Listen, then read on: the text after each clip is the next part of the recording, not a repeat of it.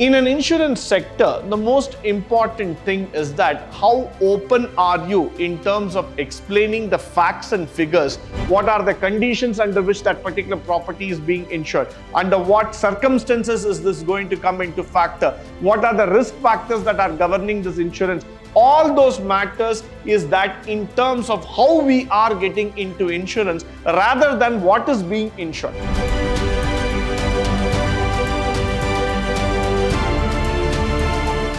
Good morning and welcome to the session 4 on principles of general insurance.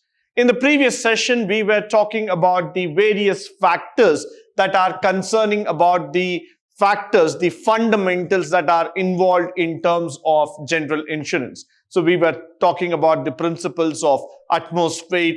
We were talking about the disclosures and the non-disclosures that needs to be made in terms of general insurance. In this session, we are going to see about what are all the factors that can actually lead into trouble, into the problems, and how the general insurance factors can be looked upon. So moving forward,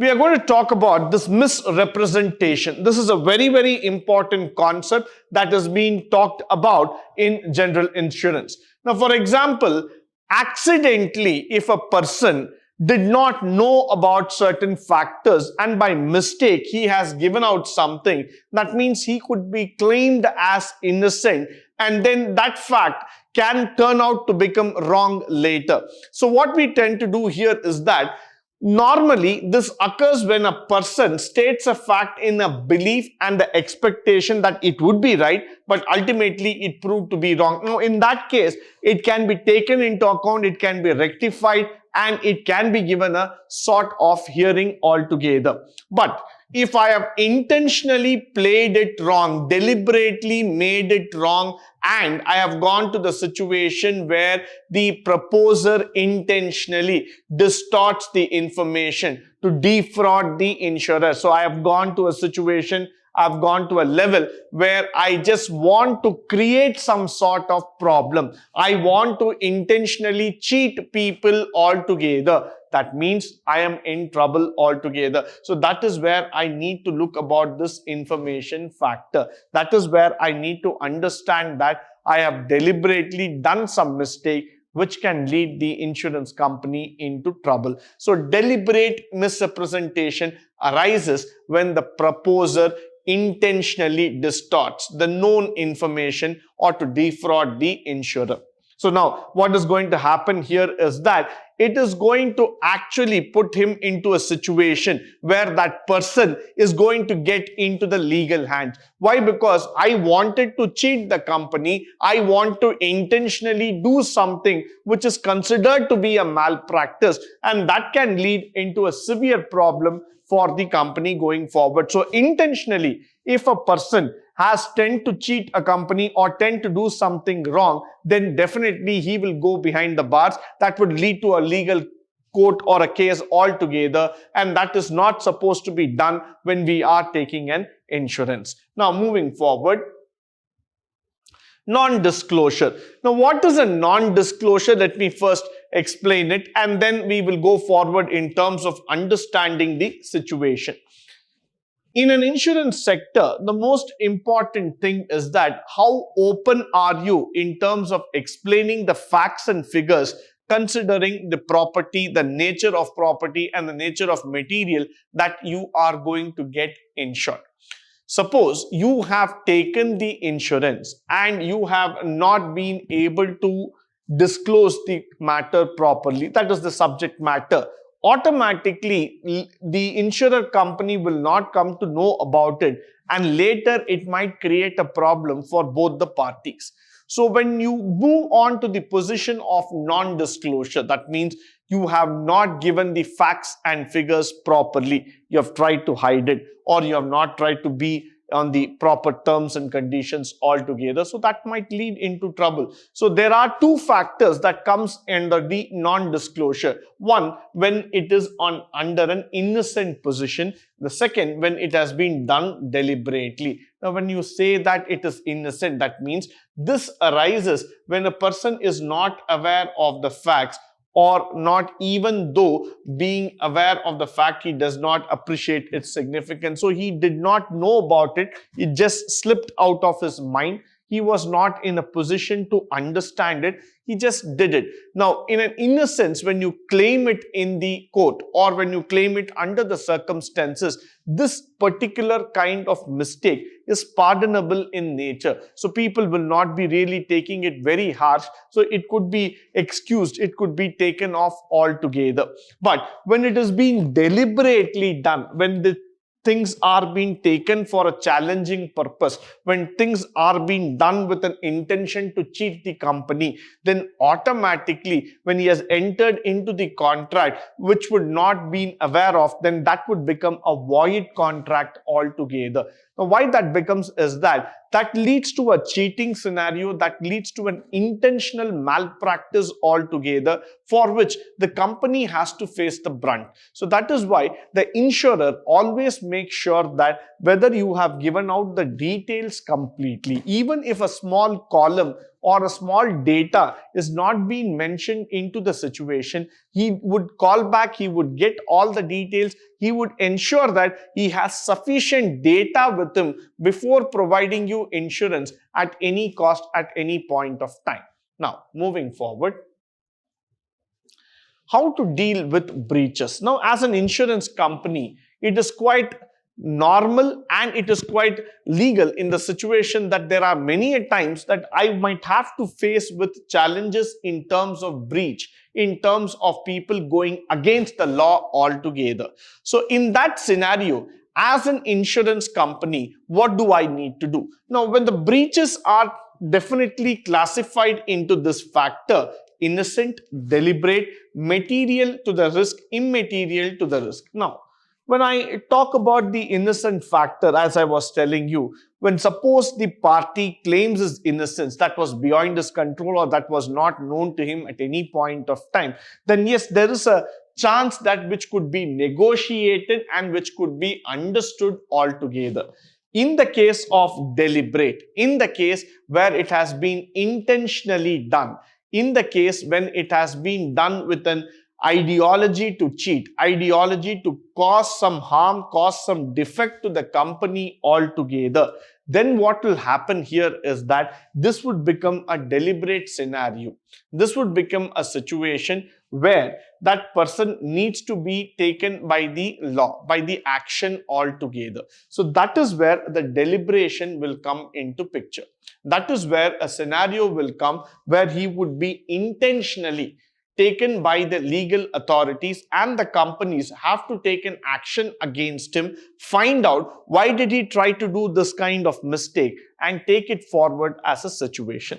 Now, material to the risk. For example, when we are doing insurance, the insurance concept itself is towards the material risk that is involved. The risk, because if there are risk factors, that risk factors have to be covered before getting into the insurance. Now, if there are certain subject matters which are related to the risk, and that is very much serious, that is actually causing a lot of grievance altogether, then that has to be looked out clearly. But if it is immaterial to the risk, if it is not concerned with the risk factor at all, then the company does not have to worry much. It could be taken offline and it could have been completed in its own due course of time. So what we intend to tell here, or what we intend to understand here, is that all these factors are important for an insurance company to understand, to go forward and see where are all the challenges that are coming to them in terms of breach, in terms of not understanding the situation and taking things all together. So these are the breaches that can actually lead a loss to the company. So they need to understand that in future, they need to be very, very careful in terms of understanding the situation. Now, moving forward, principle of insurable interest. Now, what does this mean to us?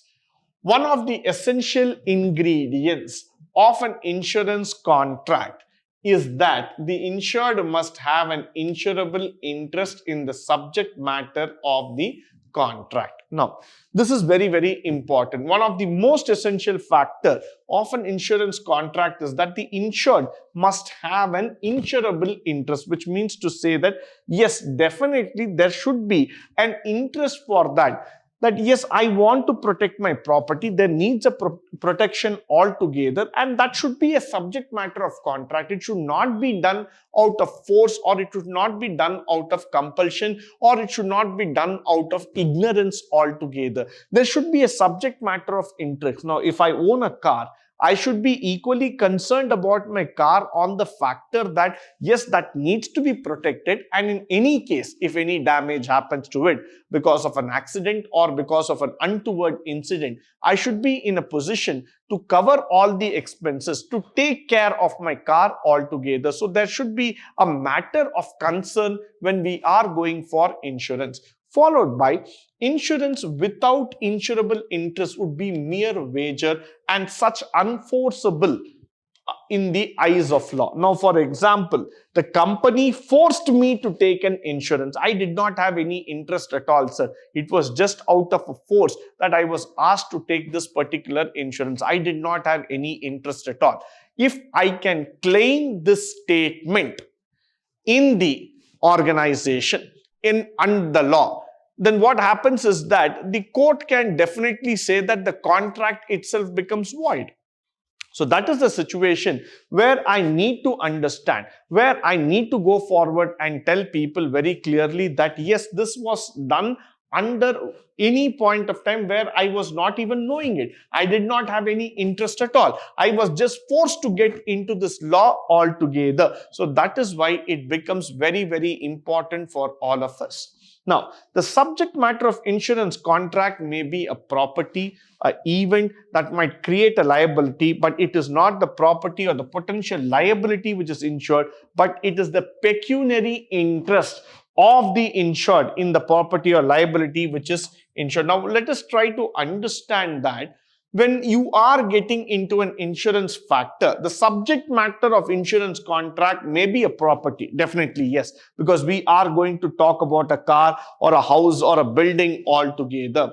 That might create a liability, but it is not the property. Why I am trying to say here is that the building itself is not creating a liability. The car itself is not creating a liability. The house itself is not creating a liability or the potential of the liability to be insured. But it is the pecuniary interest. It is the matter of subject matter of interest that the insured in that property or the liability in which is insured. So what under conditions? What are the conditions under which that particular property is being insured? Under what circumstances is this going to come into factor? What are the risk factors that are governing this insurance? All those matters is that in terms of how we are getting into insurance rather than what is being insured. Why? Because at the end of the day, the subject matter of saying a material fact is not going to be a major concern. What is going to be a major concern here is that under what circumstances was this particular insurance actually created? Under what reasons why the interest was gone into picture. So if, for example, the person who's getting into this insurance contract knows it clearly that this is the insurance matter, this is why it is subjected to these kind of conditions altogether, then definitely, yes, he would have understood it, he would have taken it seriously, and that's where he would have created a subject matter of interest altogether. But in scenario, he just wants to get into it for the sake of taking an insurance, for the sake of claiming some money, then there is going to be no subject matter of interest, and this cannot be enforceable under any circumstances. Now, moving forward, insurable interest definition. Let's see that. The legal right to insure arising out of a financial relationship recognized under the law between the insurer and the subject matter of insurance. So, which means to say that the definition itself very clearly says that the legal right, so there is a legal factor, there is a law that is being enforced here, the legal right to insure arising out of a financial relationship recognized under the law to be insured and the subject matter of insurance. So now what is going to happen is that the financial relationship is there. Why? Because when I'm insuring a building or a system or something, what is going to happen here is that there is a matter of financial relationship. There's some cost involved. There are some benefactors that are involved in that, recognized under the law. So which means which is recognized under the subject matter of law, which is definitely governing the principle, that particular jurisdiction altogether, between the insurer, between whom? Between the concerned party and the company. That is what we call it as insurable interest altogether. So when you have a property, that property is subjected to insurance under a particular terms and conditions which involves a financial cost, then we talk about insurable interest altogether. If all these factors are not there, if there is no legal concern, if there is no financial concern, if there is no relationship that is created between the insurer and the subject matter of insured, then there is no point in talking about the general insurance at all. So now, moving forward, how insurable interest is created? How do we create this interest? By the common law, by the contract, and by the statute, which means to say that by a common law, whenever we talk about insurance, there are certain basic laws, there are certain basic terms and conditions under which that particular insurance is created. So we need to understand, we need to acknowledge that law factor altogether.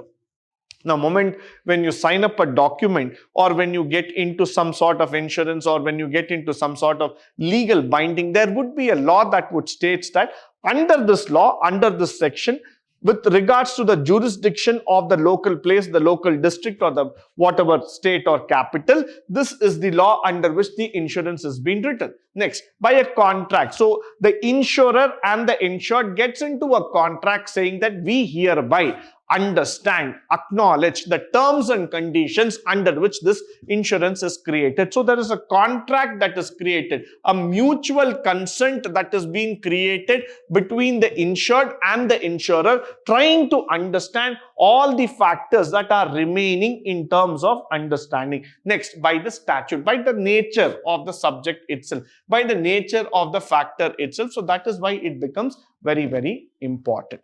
Now, moving forward,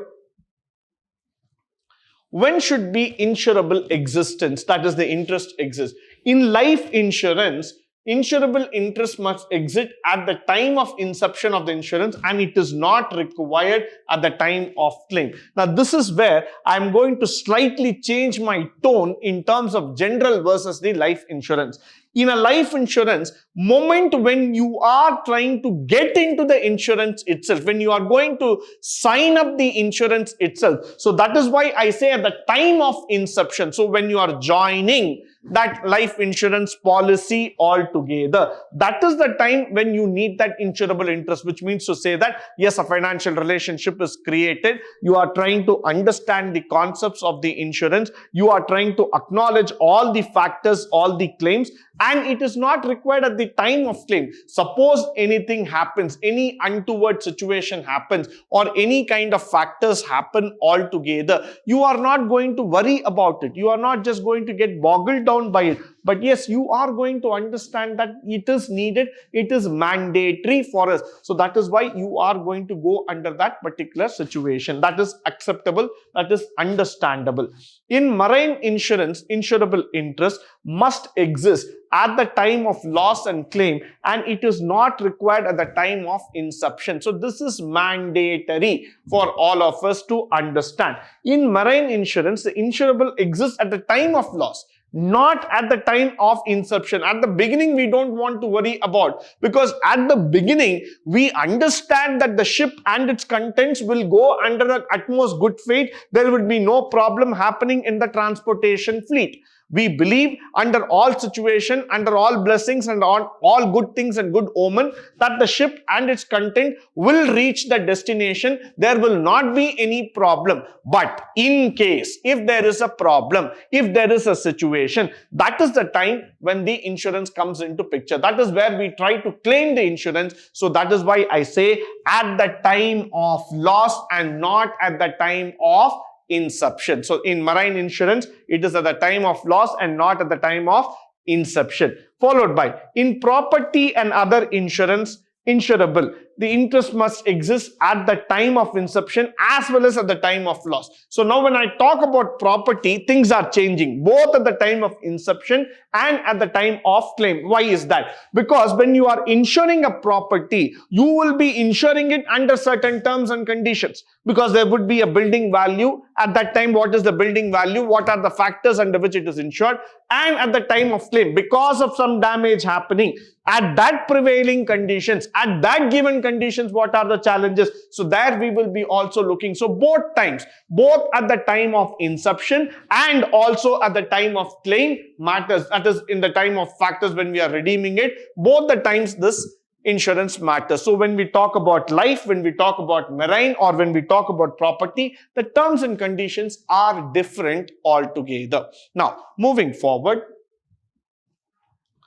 principle of indemnity. What does this principle means to us? Let's try to understand. In insurance, the word indemnity is defined as the financial compensation. Please understand this word very, very clearly. Financial compensation, that is the money that is given sufficient to place the insured, which means the person who is insured or the property that is insured, to the same financial condition or position after loss as he enjoyed immediately before the loss occurred or incurred. So for example, today I have a shipping company, or I have a building or a property. I would have been enjoying certain benefits because of the trade, because of the business, because of the existence of the property. But due to some unforeseen situation, if something happens to the building, something happens to the ship, something happens to the property, I need to be compensated back to the same scenario as I was in the previous condition before that incident happened. That is what we call by the principle of indemnity. So this is very, very important for all of us to understand here, the financial compensation, so that the person comes back to the regular walk of life, to the normal condition altogether. That is why indemnity comes into picture. If the financial compensation is not there, it is just about talking, or it is just about a compensation, or it's just about a consolation matter altogether, then we are not talking principle of indemnity. The principle of indemnity will exist and will come into picture only when there is a financial compensation that leads back the person into the normal scenario as he was before. Now, moving forward, with this we come to the conclusion of this session. I hope and believe that this session was interesting, informative and educative. In the next session, we will see some more factors of the general insurance and how it matters altogether for the business in coming future. Until then, stay tuned, stay blessed and stay enlightened forever. Thank you once again for joining me on this wonderful session.